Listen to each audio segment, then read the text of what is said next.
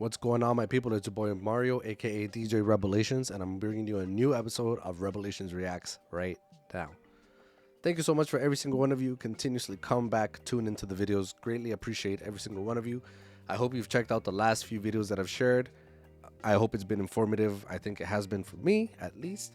And I just feel like, when I find something that's compelling, that's interesting, I want to share with every single one of you so that we can be on the same page. If we ever, cross paths, or if we get a chance to chat, or my friends that tune in, we can have a discussion. Or if you follow me on Instagram at DJ Rebelations, we can have a chat. You can send me a DM. By all means, I'm always here, willing to talk, willing to connect with the people that, tune in. I'm grateful for the people that have been subscribing to the channel. I see you. I'm grateful for you. I'm actually surprised some of the subscribers that I've been seeing. So yeah, I'm very grateful for every single one of you. Okay. So what are we here to talk about today? Sorry, I had cat fur in my mouth. So what are we here to talk about today? Well, something unfortunate happened here in Toronto over the weekend on Friday night. Friday was, I don't even know what day it is today. What day is it today? Today is the Sunday, March 9th, which means on the 7th, Friday, March 7th, something very unfortunate and tragic happened in Scarborough, in the Scarborough side of Toronto. Scarborough's where the weekend is from, is where P. Rain, I remember what his name is now, right? The rapper that is affiliated with OVO. Yeah, so there was a shooting in a pub, the grand opening of a pub in Scarborough. Now, this pub is called the Piper Arms, and they are a franchise, apparently, right? And I find, everybody found it strange. Like, why would somebody go pow pow inside of a brand new pub, that's under grand opening night, right? So, me being me, I like to investigate things a little bit deeper, and I'm not trying to out anybody. I could be wrong here, with my information. I'm open to being wrong. But yeah, we're going to get into this situation that is developing right now. Hopefully they catch the people that did it, okay? So let's go right into this video. A late-night shooting in Toronto's East End has injured 12 people. 6 of them were shot. Investigators continue to look for multiple suspects. Jeremy Bergeron is at the scene, and he joins me now. Looking at the scene behind you there, I see a heavy police presence. That area is still cordoned off. What is the very latest? So there's still a lot of police officers here in the area of Scarborough, Marian. Let me show you the scene if you want. Here we are in the area of Scarborough. At least 4 police cars from the Toronto Police are still there. There's 1 car from the forensic team as well. And we still see some officers going into that pub because that's where happened the shooting last night. The Piper Arms pub. It was supposed to be a celebratory night. It was the opening of that pub last. I didn't realize that it's like a house, right? It was like its own thing, its own building, right? I thought it was like a part of Scarborough Town Center. I don't know why I thought that. Night when around 10:40, 3 male suspects got inside the pub and start to shoot. Police are talking about a chaotic scene, blood all over the place, 12 people injured, 6 have been shot, other people have been injured. We're talking about like broken glass or stuff like that. So 12 people have been transferred to hospital, minor to some people very heavy injured. Luckily, no one is life-threatening injuries, which is a good news as well this morning, so no life-threatening injuries. Maybe we can listen to a clip from the Toronto Police about what they saw last night in the pub here. I can tell you this was a brazen and reckless act of violence that's really shaken our community in the city itself. Myself and the other officers that watched the video, we were horrified by it. We've seen a lot of shootings over the years, a lot of video. You get a nerd to it to a certain extent, but tonight's shooting, these guys just looked at the crowd and opened fire. It was horrible. So the investigation is still at its early stages, so we might know more today. We're waiting to hear more about the Toronto Police. Mayor Chow also reacted on his social media X, saying that she is thinking about those people injured in that incident. But the good news this morning is that we don't think that no one will die from that incident. 12 people injured, no life-threatening injuries, which is the good news this morning. Radio Canada's Jeremy Bergeron in Toronto. Thanks for that. That is absolutely unfortunate, that this happened. Like, what the heck, man? Can you imagine, like, you're just trying to go out, have a good time, it's a long week, grand opening. You see a pub that's, like, clearly very popular because they have a bunch of locations around the province. And, like, who would expect this, at a grand opening? And so I am not a journalist. I'm not a detective in any way. I just did my basic Googles, and I came across something that was very interesting. You know, I'm like, who owns this place? You know, you hear something like a name like Piper Arms, and what's the first thing that comes to mind? For me, personally, I get Irish. I get Irish out of it, right? So I decided to look up, you know, who's the Piper Arms CEO, considering it is a franchise. I don't know if this is a 100% accurate information, but it looks like somebody named Keithan Udayakumar. I'm so sorry if I butcher your name, bro. He's the owner of Piper Arms Pub. Now, I'm not sure if he's the owner of the entire brand or just a location, right? Because apparently they opened a location a little while ago, right? This is not the pub that's in question right now, that where the incident happened. But if this is the person who's the CEO, unfortunately, there's been an influx of crimes, right? Amongst these communities. Man, I don't want to put it on them, you know, but it's like in the Latino community, you know, we are aware of certain things that happen, you know, and I from my understanding where I stand today, with my limited knowledge, like there isn't much of a Latin underworld that's left in the city, unless it's like cartels that have come up here to do business, right? That's a whole other world that I don't want to tap into. But other cultures also have their own criminal organizations, right? So putting two and two together, right? 3 armed men show up to a grand opening, indiscriminately just open fire. Like, what the heck is wrong with people, you know? Like, if you're after somebody, go after them. I know it sounds harsh, but go after them. Like, why you gotta put innocent bystanders in the way of this, right? And I'm just thinking, I'm like, the intention was to really mess with their business, right? They weren't trying to off them.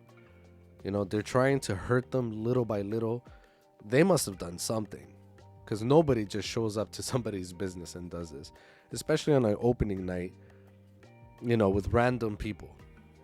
You know, it's a very, very creepy thing to think about, that, you know, you're going out one night and this happens. Like, how do you react? What do you do? All right, I'm sure the PTSD is going to last for a very long time for these people that were involved in this place, and it's so unfortunate.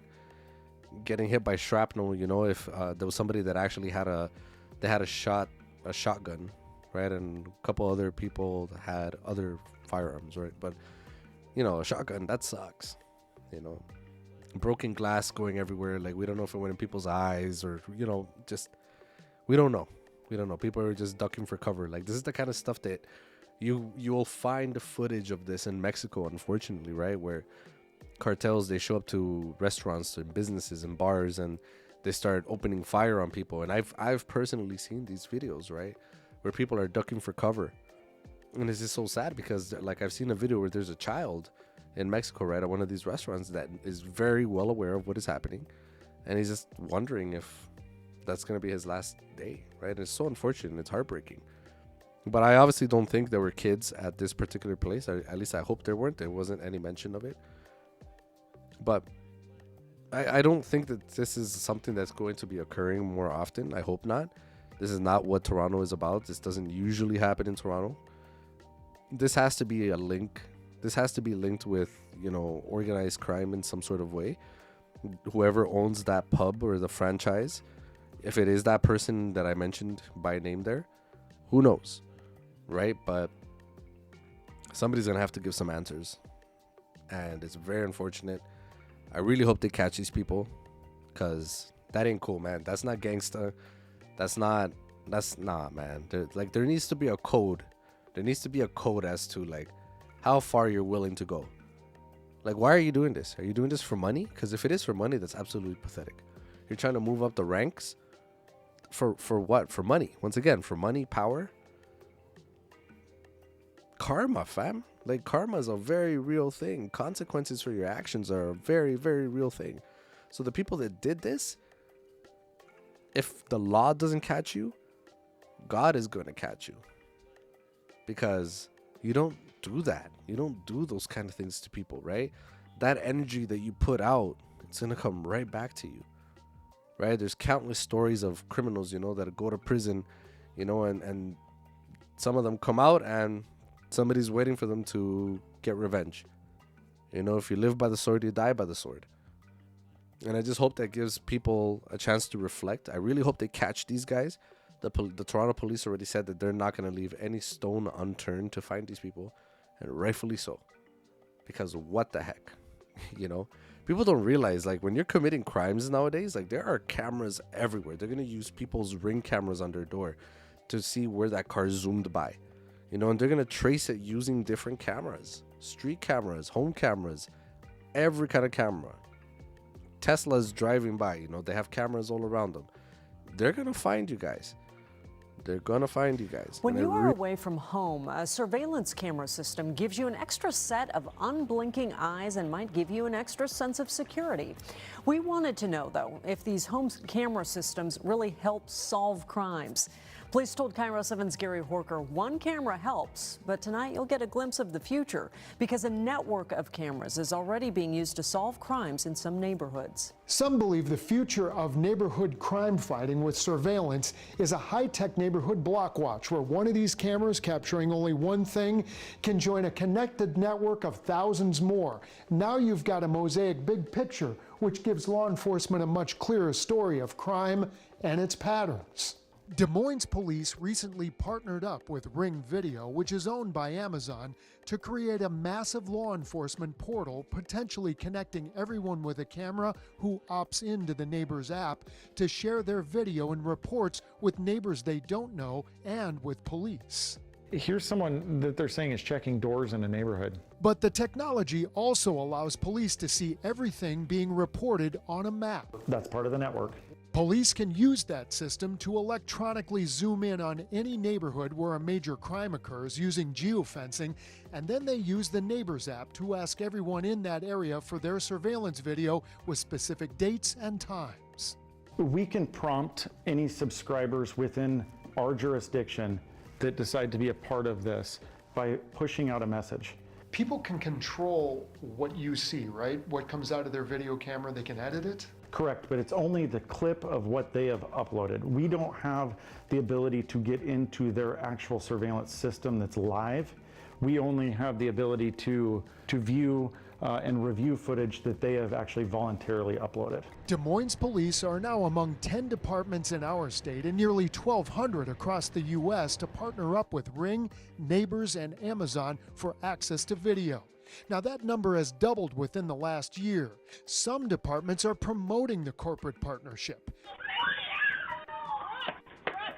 305 fire departments have also joined, hoping it'll help them figure out how fires start. Now, when this technology was new, privacy blogs like the Electronic Frontier Foundation wrote, quote, Amazon's Ring is a perfect storm of privacy threats, saying, without any oversight, transparency, or restrictions, it poses a grave threat to the privacy of all people in the community. But within the last few weeks, Ring has enabled an encryption system. The company says no video can be used at all by police without cooperation from the user.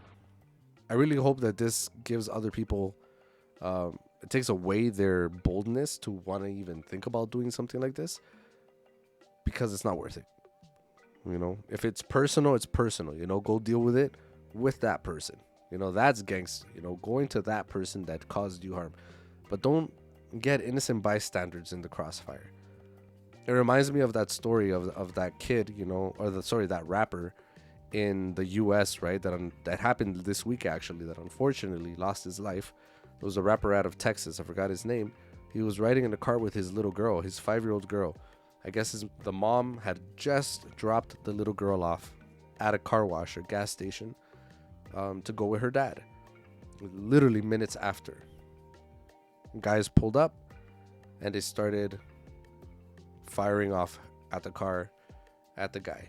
And on the video footage, you can see that the guy actually ran away because he didn't want his little girl to get hit. I guess he was trying to like get the guys away from the car. But what did those guys do? They shot up the car as well, knowing that the little girl was in there. I'm pretty sure they knew. And luckily they caught one of them. Unfortunately, they finished the job. They got the rapper. They got the dude that they were after. But they also got a little 5-year-old girl. And honestly, I really hope they catch those guys alive and make them go to jail, because things don't go well. things don't go well for child anything, child, people that do harm to children. They already caught one of the guys, and I really hope he sings and gives all the information as to why it all happened. I don't live a criminal life, so I will tell you as a civilian, snitch, please. In this case, snitch. Okay, you took an innocent life. If the dude, they don't go after somebody that's innocent. The dude probably had done something to them, to the point where they wanted to off the kid too. Like, that's unfortunate, but consequences, folks. Please don't get involved in certain things. In the criminal underworld, like, it never ends well for the people. It's not a career where you retire at an old age. Just think about it, okay? Like, the quick money, yeah, it's quick, easy money. You get the street credit, but for what? For what at the end? When you reach a certain age, you're gonna look back and be like, that was not worth it. So I really hope that this developing story that happened in Scarborough, I really hope that they catch the 3 guys, because that's kind of scary to think that these people are still out at large. It could happen again somewhere else, or it could have inspired somebody else now to go and start doing the same thing to get revenge or payback, or collecting a debt. Who knows? But let's hope this doesn't become a regular trend here in Toronto or anywhere else. Some places have already so far gone, but Toronto, we still have a chance here. Let's raise awareness. Let's raise our kids right. The next generation. Let's show them good examples, good values, and to value life. Life is so precious. That thankfully nobody lost their life at this pub. And we're going to show our viewers what we see as well, because this is no longer a crime scene. There's no more police tape around it, which has meant we can get closer to it and have a look inside. So we're right at the front door of the Piper Arms pub. This is where everyone would have been coming in that night. I'll step out of the way and we'll do our best to give our viewers a visual. This is now the first time we're actually getting to see inside of it. So this is, again, the vantage point from the front door. A bullet hole on the bottom left of the primary bar there, Nick, and directly to the right of it, you can see 4 bullet holes on the metal door as well. The TV up above, there's a bullet hole there as well. And then if we take a step to the left, and still we're vantage point from the front door, there's a window there. So this window separates the front entrance, and it looks like the main bar, from another room directly to the right of it, where there's lots of tables. That window also pierced by a bullet. The window sill below it also has evidence of gunfire, Nick. And so this paints just a small picture of some of the horrors that were happening inside this bar Friday night, just before 11 o'clock. You can imagine how just horrifying, how traumatizing it was for people inside.